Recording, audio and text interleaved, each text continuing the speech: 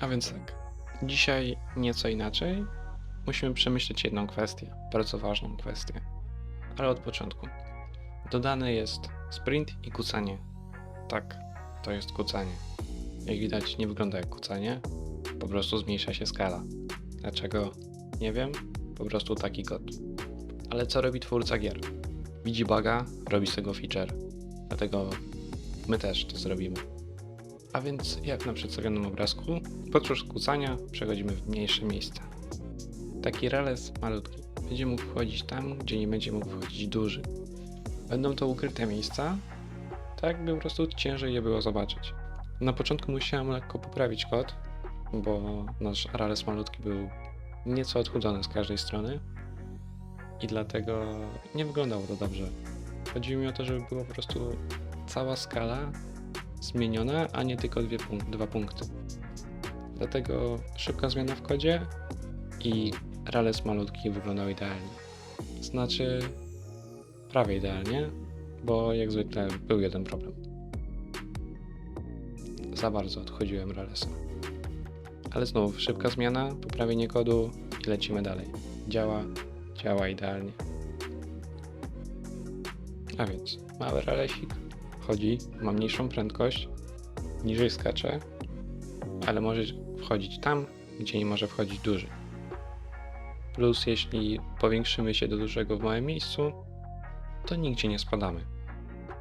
Tak jak w przypadku próby implementacji skoku animacji, gdzie podskoczył jeden mały problem, malutki, odnośnie wpadaliśmy pod ziemię. Dobra, ale teraz kolejny, najważniejszy segment.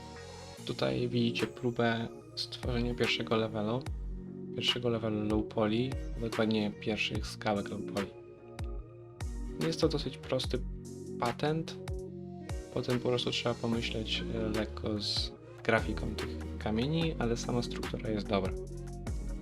Ale mierząc do skutku, o co chodzi?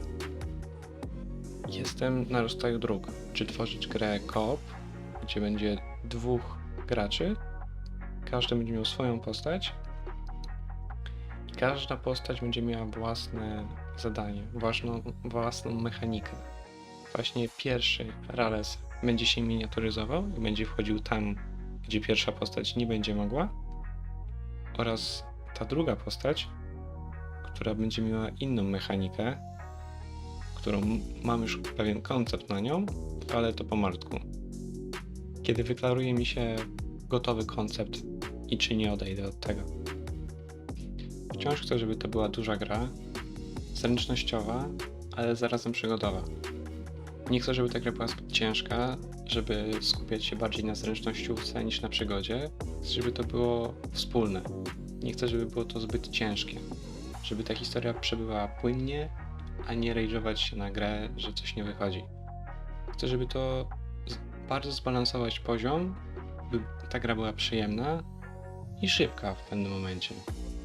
A więc, jeśli chcecie, możecie napisać, co wam się bardziej podobało, czy to była co-op, jednoosobowa, a może macie inne pomysły, chętnie poczytam.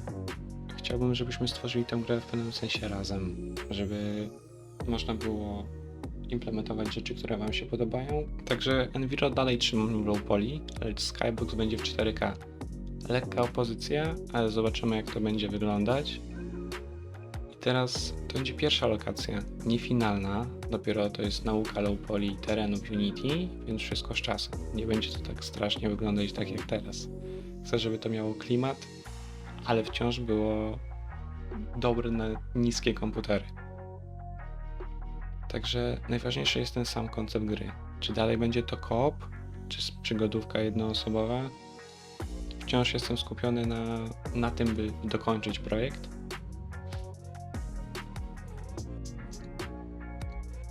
Ale musimy postanowić, co robimy. Co-op, czy przygodówka jednoosobowa?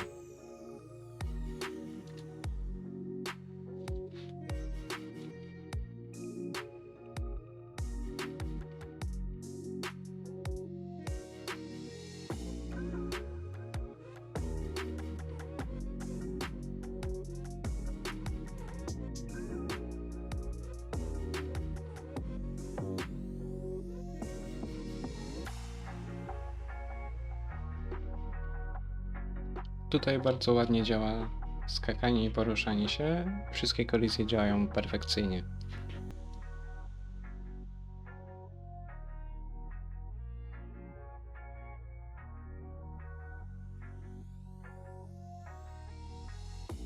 Tutaj pierwszy kontakt z terenem w Unity jest dosyć banalny. Bazujemy na zasadzie tak naprawdę pędzli, by podwyższyć, obniżyć teren. Wciąż jestem przekonania, że jednak dużo więcej rzeczy będę robił w Blenderze niż w Unity na zasadzie terenu. Dużo lepiej to po prostu wygląda i ładniej. W pierwszym odcinku tutaj edycji terenu i Enviro bardziej skupiłem się na kształtach niż na teksturach, dlatego w następnych odcinkach, w następnych devlogach będzie to wszystko dużo ładniej wyglądało i nie będzie takie surowe. Ale to wszystko pomalutku, mamy dużo czasu, termin nas nie śpieszy, więc możemy pomalutku dochodzić do rzeczy, a nie śpieszyć się. Na starcie wygląda to dosyć ładnie, fajnie wygląda to przejście i wyjście z pierwszego levelu, który, jak mówiłem, nie będzie docelowym levelem. Chciałem tylko po prostu sprawdzić, jak to wychodzi. Z kolejnych zmian, jakie chcę wprowadzić, chcę trochę zmienić inne mówienie, na zasadzie bardziej dynamicznego, nie tłumaczenia wszystkiego, tylko bardziej zabawy tym programem i zabawy tą grą oraz współdzieleniu ją z wami. Tak więc będę robił postępy w miarę swoich możliwości. Jak widać, cały czas są problemy lekko z postacią. Czasami może wpaść pod ziemię. Jest to malutki, drobny szczegół, który w pewnym momencie naprawię, ale na razie on tak nie przeszkadza, a chcę przejść do przodu z grą. Finalnie wychodzi tak. Mamy pierwszą jaskinię w chmurach. Ralesik chodzi, animuje się i potrafi się zmniejszać. A więc dzisiaj jedynie ogarnięcie nowej mechaniki, która działa, ale ma pewien problem z padaniem pod ziemię. Malutki problem. I pierwszy naukowy level low poly. Na tym polegał devlog numer 2.